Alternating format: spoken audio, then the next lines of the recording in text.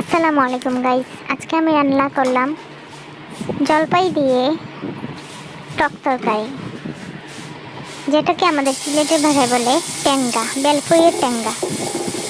আমি প্রথমে এখানে সরিষার তেল দিয়ে দিলাম। ওই তেলে আমি বাটা রসুন দিয়ে দিলাম।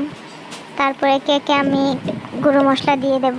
এখানে আমি ধনিয়া গুঁড়ো, হলুদ গুঁড়ো, সামান্য একটু মরিচ গুঁড়ো এবং পরিমাণ মতো লবণ নিয়ে নিলাম।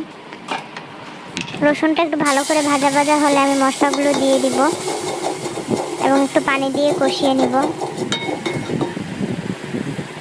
মশলাটা একটু ভালোভাবে কষানোর পর আমি জলপাইগুলো দিয়ে দিলাম।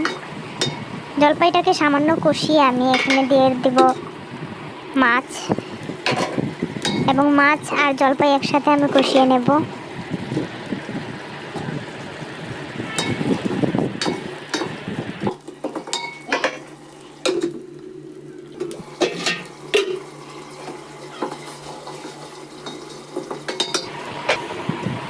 এগুলো ভালো করে সিদ্ধ হয়ে যাওয়ার পর আমি এখানে পরিমাণ মতো ঝোল দিয়ে দেব।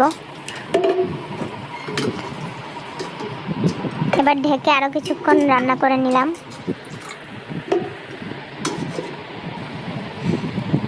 এবার আমি এতে দিয়ে দেব ধনেপাতা কুচি।